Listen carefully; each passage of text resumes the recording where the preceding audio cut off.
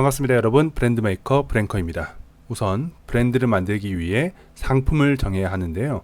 오늘은 상품을 어떤 기준으로 정해야 하는지 그 몇 가지 기준을 알아보도록 하겠습니다. 첫 번째로는 KC 인증 대상인지 확인하셔야 됩니다. 세계에는 국가별로 여러 가지 인증 기관들이 있고요. 외국에서 상품을 수입을 해서 한국에서 판매를 하기 위해서는 한국 인증 기관의 검사를 거쳐야겠죠. 집에 있는 옛날 가전제품들을 살펴보시면 아마 이런 마크들이 있는 것을 확인하실 수 있습니다. 설마 이 많은 인증들을 다 공부해야 하나요? 라고 생각하실 수 있는데 다행히 현재 한국에서는 이 인증 방식들을 모두 통합하여 하나의 인증만 받으면 상품을 판매할 수 있도록 법이 제정되었습니다. 많이 보셨죠? 우리는 이 마크를 국가 통합 인증 마크, 즉 KC 인증이라고 부르고 있습니다. 물론 모든 상품이 이 KC 인증을 받아야 하는 건 아니고요. 상품에 따라서 KC 인증을 받아야 하는 제품들이 존재합니다. 예를 들어 전기를 사용하는 전자제품들 또는 피부에 바르거나 먹는 제품들의 경우에는 안전에 관련되어 있기 때문에 한국에서 판매를 하기 위해서는 반드시 KC 인증을 받아야 됩니다. 그럼 KC 인증 대상인지 우선 확인부터 해야겠죠. 먼저 수입하고자 하는 상품의 품목 분류 코드인 HS 코드를 확인해야 됩니다. 자, HS 코드를 먼저 알기 위해서 제가 쓰는 방법을 알려드리도록 할 텐데요. 검색창에다가 트레드링스라고 검색을 하시고요. 여기 나와 있는 사이트를 클릭을 합니다. 그리고 위쪽에 있는 정보 서비스 그리고 편의 기능에 있는 HS 코드 조회를 선택을 해주시고요. 자, HS 코드 표가 나오는데 여기서 검색창에 여러분들이 수입을 하고자 하는 상품을 검색을 하시면 됩니다. 저는 책상을 한번 검색을 해보도록 할게요.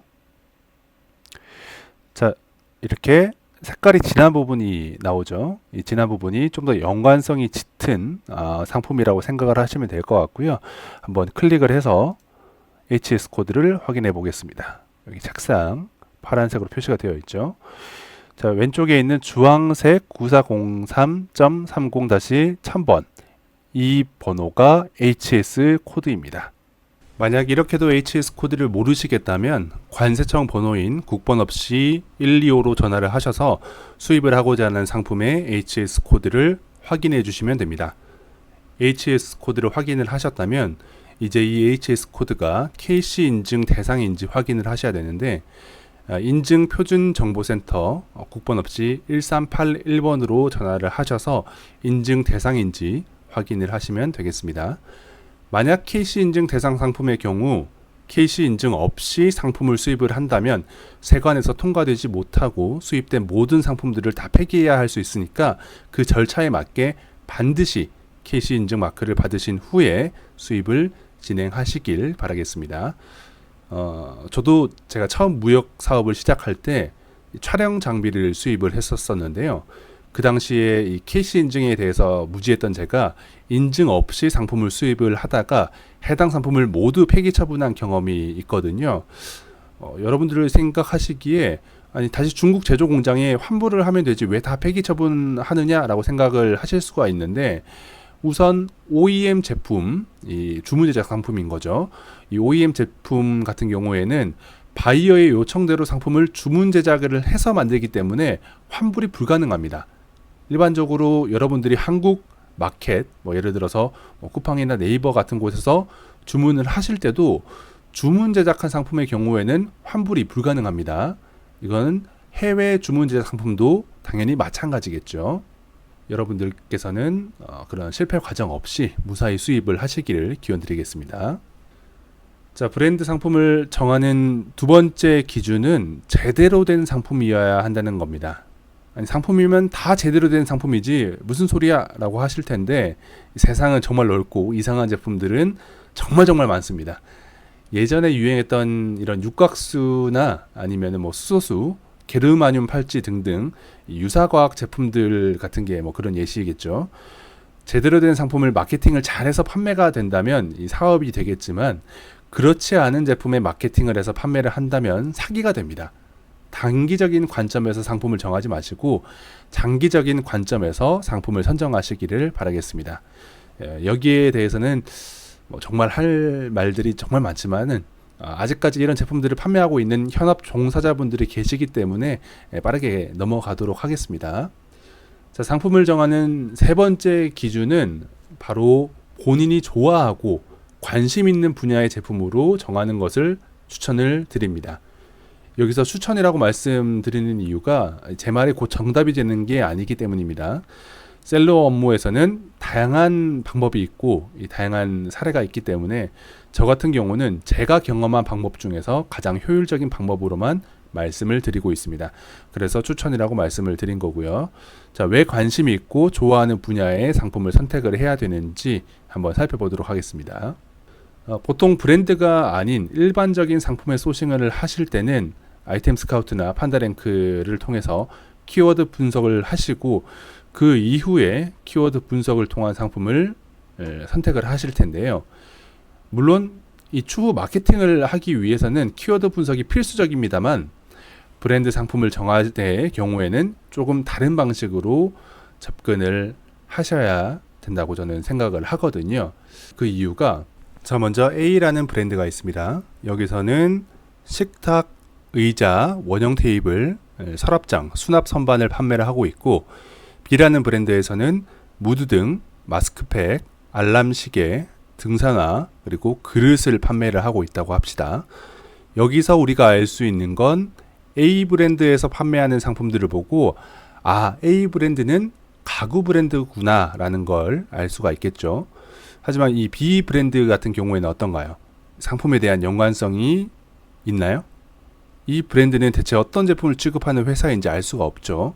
왜냐하면은 이 상품에 대한 연관성이 전혀 없기 때문입니다. 이렇듯 여러 가지 상품을 판매하는 개인 셀러가 아닌 한 회사의 입장에서 브랜드를 만든다는 것은 곧 그 회사의 정체성을 나타내는 것입니다. 가구 브랜드는 여러 가지 가구들을, 운동용품 브랜드는 운동용품을 취급해야 되죠. 그런데 만약 이 키워드 분석만으로 상품들을 정하게 된다면 당장의 매출은 올라가겠지만 장기적인 관점에서는 브랜드의 이미지에 손상이 갈 수가 있습니다.